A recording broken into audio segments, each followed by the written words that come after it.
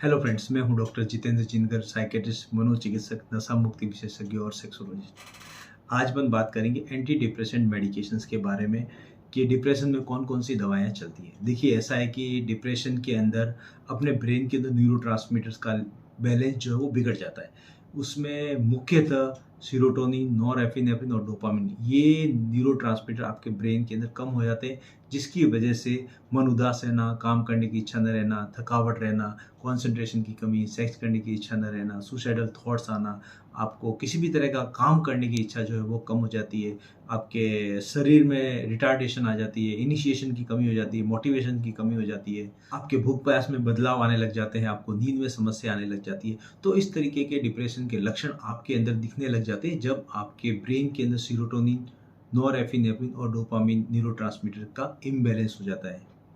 अब अपन बात करते हैं क्या दवाइयाँ जो है वो इन न्यूरोट्रांसमीटर का लेवल जो है बढ़ाती है। देखिए, ऐसा है कि पुरानी जो गोल्ड स्टैंडर्ड मेडिकेशन जो डिप्रेशन में काम में आती थी वो है ट्राइसाइक्लिक एंटी डिप्रेसेंट। वो क्या सारे न्यूरोट्रांसमीटर पे काम करती थी, तो उसकी वजह से वो डिप्रेशन को तो ठीक करती ही करती थी, लेकिन उसके साथ-साथ में उसके साइड इफ़ेक्ट बहुत ज़्यादा हुआ करते थे। तो उसके बाद में नई-नई दवाइयाँ आई जैसे SSRI, selective serotonergic reuptake inhibitor.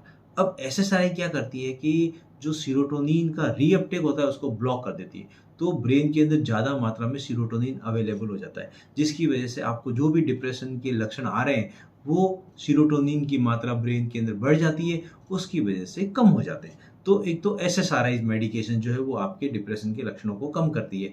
एसएसआरआईज़ के अंदर जैसे एसिटालोप्राम सबसे ज़्यादा लिखी जाने वाली एंटी डिप्रेशन है भारत के अंदर।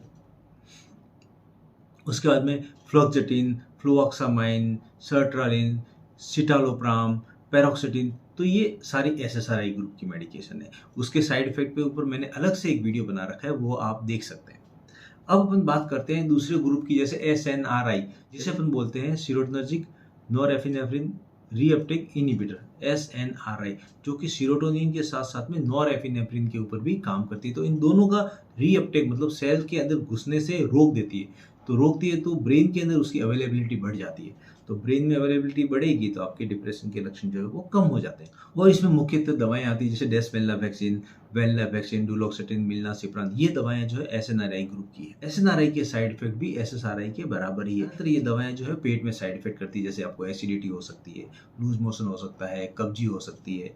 कभी-कभार इन दवाइयों से ज़्यादा नींद आती है, कभी कम नींद आती है। कभी-कभार इन दवाइयों से आपका वज़न भी बढ़ सकता है, कभी-कभार इन दवाइयों से आपको सेक्सुअल साइड इफ़ेक्ट भी हो सकते हैं। तो ये मैंने आपको कॉमन साइड इफ़ेक्ट बताए। देखिए, ऐसा है कि डिप्रेशन जो है वो अलग-अलग ग्रेड का होता है। किसी को जो है वो हल्के किस्म का होता है, किसी को मध्यम लेवल का डिप्रेशन होता है, किसी को सीवियर और गंभीर लेवल का डिप्रेशन होता है। इसमें ट्रीटमेंट का अलग-अलग प्लान होता है। जैसे हल्के किस्म का डिप्रेशन है तो आप साइकोथेरेपी कर सकते हो, एक्सरसाइज कर सकते हो सकता है आप दवाई भी चालू करो।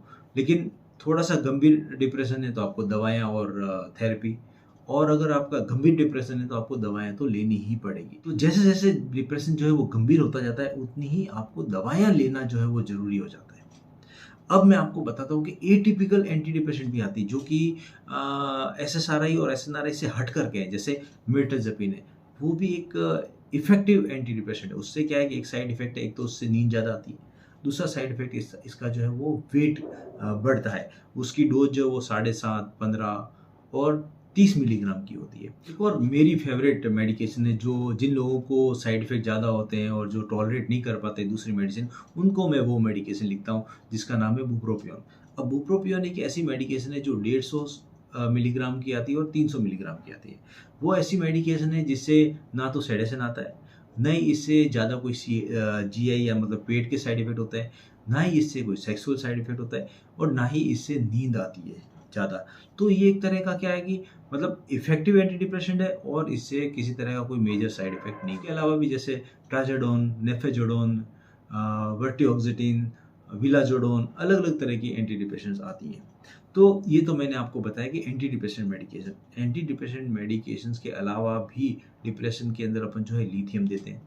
ऐसा इसलिए करते हैं क्योंकि लिथियम की मेडिकेशन क्या करती है कि जो डिप्रेशन की दवाई है उसके इफेक्ट को बढ़ाता है, इसलिए हम लिथियम उसके अंदर ऐड कर देते हैं। जैसे दवाइयाँ चल रही है एंटी डिप्रेशन और दवाई से ठीक नहीं हो रहा, तो हम क्या लिथियम की दवाई ऐड कर देते हैं। उससे क्या होता है कि उसका इफेक्ट जो ऑगमेंट हो जाता है, मतलब बढ़ जाता है एंटी डिप्रेशन का इफेक्ट, और जैसे ही एंटी डिप्रेशन का इफेक्ट बढ़ेगा उसको डिप्रेशन ठीक हो जाएगा। तो जिन लोगों को एंटी डिप्रेशन से इफेक्ट नहीं आता है, मतलब कि एंटी डिप्रेशन खा रहे हैं और असर नहीं आ रहा है, तो हम उसके अंदर लिथियम लिख देते हैं। कभी हम एटिपिकल एंटीसाइकोटिक मेडिकेशन भी लिखते हैं, जैसे ओलेंजापिन, रिस्पेडोन, एरिपिप्राजोल। वैसे तो ये साइकोसिस में काम में आती है, लेकिन कभी कभार हमें ये दवाइयाँ भी लिखनी पड़ती है डिप्रेशन को ठीक करने के लिए। ये क्या करती है कि अगेन एंटी डिप्रेशन के साथ साथ में हम इनको लिखते हैं, तो इससे क्या होता है कि एंटी डिप्रेशन का इफेक्ट जो है बढ़ जाता है और उसका डिप्रेशन जो है पेशेंट का ठीक हो जाता है। उसके साथ साथ में जैसे फॉलिक एसिड है, थायराइड है, ओमेगा 3 एसिड है, वो मेडिकेशंस भी हम लोग लिखते हैं। कुछ जैसे बेंजोडाइज़ेपिन है, वो भी हेल्प करती है। और ज़्यादातर क्या होता है कि डिप्रेशन के साथ साथ में एंजाइटी की समस्या होती है, नींद की समस्या होती है, घबराहट, बेचैनी, धड़कन बढ़ना, ऐसे लक्षण लेकर के भी पेशेंट हमारे पास में आता है। तो हम एंटी डिप्रेशन तो लिखते ही लिखते हैं, उसके साथ साथ में हम उनको बेंजोडाइज़ेपिन मेडिकेशन जैसे एल्प्राजोलाम, क्लोनाज़ेपाम, क्लोरडाइज़ेपोक्साइड, लोराज़ेपाम, टीमाज़ेपाम, एटिज़ोलाम, ये मेडिकेशन भी लिखते हैं। तो ये बेंजोडाइज़ेपिन ग्रुप की मेडिकेशन है जो कि एंजाइटी को कम करता है, और साथ साथ अगर नींद नहीं आ रही हो तो इन दवाइयों से नींद भी आने लग जाती है। ये सब मैंने आपको दवाइयों के बारे में बताया। उसके अलावा भी हम लोग डिप्रेशन के ट्रीटमेंट के अंदर जो है ईसीटी थेरेपी देते हैं, इलेक्ट्रोकन्वल्सिव थेरेपी देते हैं। अब ईसीटी थेरेपी हम ऐसे पेशेंट को देते हैं जिन लोगों को दवाइयों का असर नहीं आता, या जिनको सुसाइडल थॉट्स आते हैं, या सुसाइड अटेम्प्ट करके आया हुआ है, या मतलब कैटाटोनिया के सिम्टम आ गए हैं उसके अंदर, मतलब बिस्तर में पड़ा हुआ है, कहीं हिलना-डुलना नहीं, खाना-पीना भी नहीं। तो ऐसे पेशेंट जो होते हैं उन लोगों को हम जो है ईसीटी थेरेपी देते हैं। ईसीटी थेरेपी के अलावा भी जैसे डीप ब्रेन स्टिमुलेशन है, वेगस नर्व थेरेपी है, या जैसे या फिर सनलाइट एक्सपोजर है। और उसके साथ-साथ में जैसे थेरेपीज़ की बात करूँ तो CBT, cognitive behavioural therapy, interpersonal psychotherapy है। तो ये अभी मैंने बताया कि ये मल्टीपल ऑप्शंस होते हैं हमारे पास में कि हम डिप्रेशन के पेशेंट को ठीक करें। तो दोस्तों, मैंने आपको अभी ब्रीफ में बताया कि ट्रीटमेंट में क्या-क्या ऑप्शंस अवेलेबल हैं डिप्रेशन के अंदर। तो दोस्तों, मुझे आशा है कि ये वीडियो आपके काम आएगा। कोई भी क्वेश्चन हो तो आप मेरे को ज़रूर लिख भेजें, मैं उसका जवाब देने की कोशिश करूँगा। तो जिन लोगों ने मेरा चैनल अभी तक सब्सक्राइब नहीं किया, वो पहले मेरा चैनल ज़रूर सब्सक्राइब करें। Thank you so much.